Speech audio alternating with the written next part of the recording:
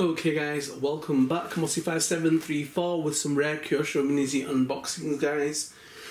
And yep, here's one that I've had in 1/8 scale, and I even had some of these as bust up versions, but this is the nice spanking new one. As I say, I've got some that I'll take it out of the case actually, that I'll be using for vids, like racing and bashing and stuff like that. But obviously this is a nice one. I probably won't be doing anything like that with it. But what was a soft spot for the shell? I think this was the first official 1/8 scale body shell that I bought. So I've always had a soft spot, and I've got a few of these. So it would have been nice in metallic blue, but still pretty cool. And you want to definitely check it out on the display stand. It looked a bit odd in 1/8 scale though, guys. It didn't really look amazing. Definitely looks better as a Mini Z. But yeah, so again, all this is MR02. Definitely is an old shell, and you can still get them, but you don't see as many of them as you used to. Yeah, when I first got into Mini Zs, there were loads, and I've seen them less and less. The same with the R34 Skyline, which is a Calsonic, and there was a Motul version. You could get them 10 to a penny, and now they've become even more difficult to get hold of. Okay, here's a car, guys. Nothing amazing, but I contemplated turning this into a police car. Now, it was between this and the Ferrari F50. Now the benefit is the roof on this is much bigger, okay, but from what I've noticed, everyone's a bit more interested in the sport car police cars, so I'm probably going to go with the F50, guys. So it was going to be in the running, it was going to be a potential police car, but I'm swaying more towards the supercars. And watch out, guys, because the Ferrari F50 that I got, I will be doing that stage by stage and showing you guys how I make my police cars. So from cutting out the decals, to buying the slot car decals, to applying them, to using the heat guns, yeah, and then the light bar and fitting it, the battery packs that I use with it. So look out for that vid, guys. Once I've got all this unboxing stuff done, I can move on to doing that. Okay, but check these bad boys out on the display stand, guys, and get yourself subscribed, get notified, and get ready, guys. This is nothing. There's more crazy stuff to come, so be ready, guys. Mossy5734, check them out on the stand. Okay, guys, so here we've got the Calsonic Impulse Z Super GT 2007, and this is the number 12 version, and this just seemed like such a classic machine, man. I don't know why they did white wheels, it just looked madder in black, but that's how it's come. So the maker's a Nissan, the model is the Fairlady 350Z Super GT 2007, or Z33 that is recognised as in Japan. And the drivers were Kazuki Hoshino and Benoit Treluyer. I've butchered their names, but and this was first produced as a Mini Z in 2008, and these are rare. They're super rare in 1/8 versions, and they are rare as Mini Zs. And this is a 94mm wheelbase, and the chassis has a rear motor mount. It's an L.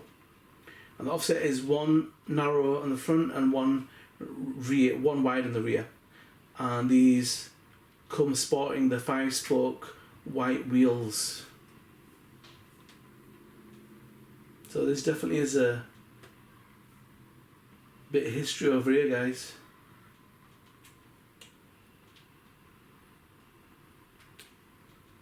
So the Autobac Super GT series was the 14th season of the GT Championships in Japan.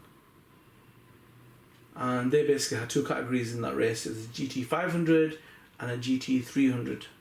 Okay, later on this became the Super GT series.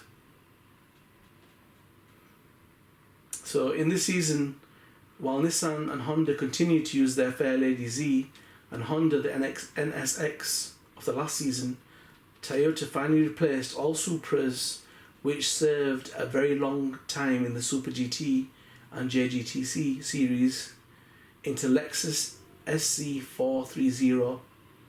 So that they did that when the season was near closing. And then Nissan announced that they'll be using the GTR in the 2008 season. So the career highlights were they came third in the Super GT Japan in the JT300 2012, third in the 24-hour Nuremberg SP7 2010, and it was second in the JAF Grand Prix X Super GT and Formula Nippon Fuji Sprint Cup GT300 class 2010, and Japanese Super GT champion in the JT300 class 2008, and Japanese Super GT champion in the GT300 class 2010 as well. So we've got some info on the drivers, but I'm a little bit more interested in the car, and they never seem to give you much specs on the actual performance cars themselves. And wouldn't you just love to have these performance cars as your on-road car that you drive? They just have a complete... I just love the GTs, guys. Just have a beautiful flair to them, man. I think all road cars should look like that. Not gonna happen. And obviously the the engineering in them machines, man, beautiful. Alright, so we've got a bit of information. Let's have a look. No, not really. It's about the 247Z concept, which had a 2.4 litre engine, but not much about this little bad boy. And later on, this bad boy was replaced, I believe, by the GTR. Yeah, it was the Nissan GTR in 2008. So the 350Z. Let me just slip another background behind it, guys, and we'll have a look at it. See if it looks a bit better.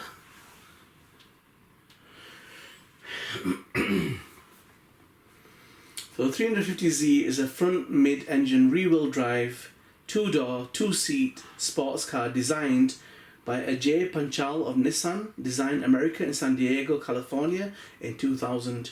The vehicle features the long hood, short deck, design common to the Z car family. Currently, external design highlights include sloping fastback style roofline, unique brushed aluminium door handles, high waistline, and bulging fenders that are pushed out to the corners of the vehicle. The 350Z or Z replaces Skyline GTR as the car for Nissan's factory and customer teams in the Super GT's GT500 class. The cars used are heavily modified and feature a longer nose and tail, requiring the production of the Type E homologation special carbon fibre bodywork and tube chassis. In 2004, Nismo won the GT500 championship. Okay, that's some interesting information if you're into that kind of stuff. And if you're not, I'm sorry to put you through that.